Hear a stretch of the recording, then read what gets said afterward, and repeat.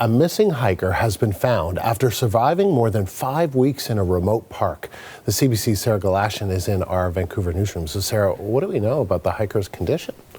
Well, Andrew, right now we know that he's in hospital in Fort Nelson. His uncle is telling CBC that he's being treated for smoke inhalation and frostbite, which is rarely the outcome that you would anticipate in a case where someone has spent 50 days reported missing in BC's backcountry.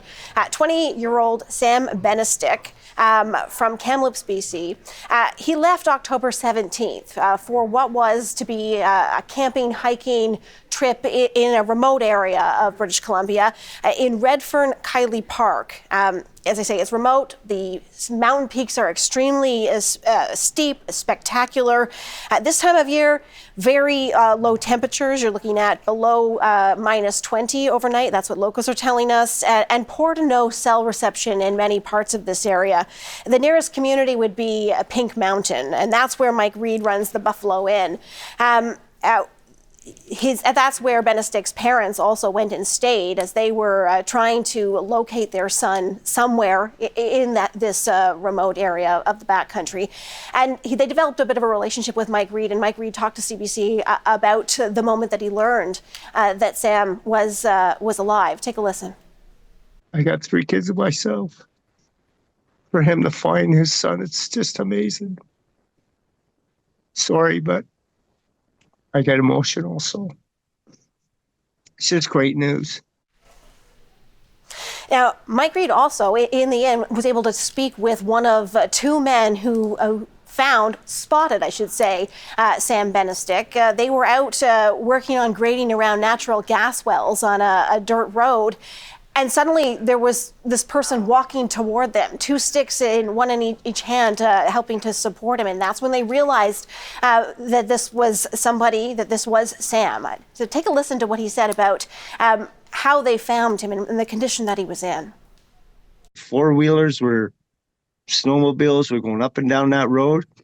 This morning they just started driving and they said, well, what the hell is that person doing walking on this road?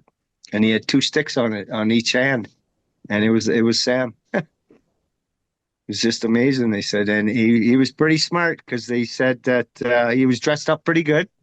He had cut his sleeping bag and wrapped it around his legs and his feet, so he knew how to survive.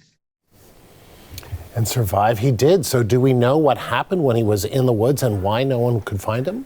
Yeah, and for such a long time, 50 days, he was out there, and there was an extensive search, Andrew, that took place within that period of time. There were reports of sawmill employees who worked in the area given time off so that they could search. There were helicopters involved, search and rescue teams from many different jurisdictions, Kamloops, Salmon Arms, and beyond. The intensive search going on for at least a week. Family members, as I say, were at that inn. They continued looking for a longer period than that.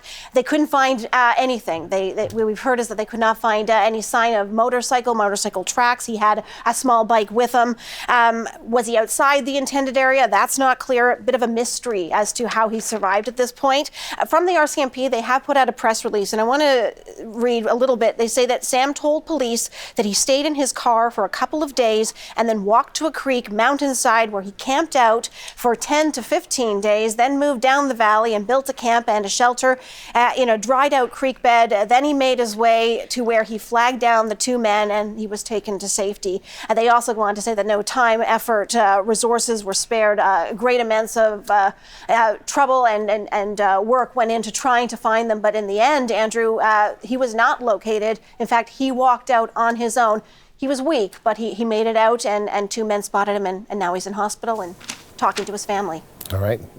Good news on that front, Sarah. Thank you. You bet.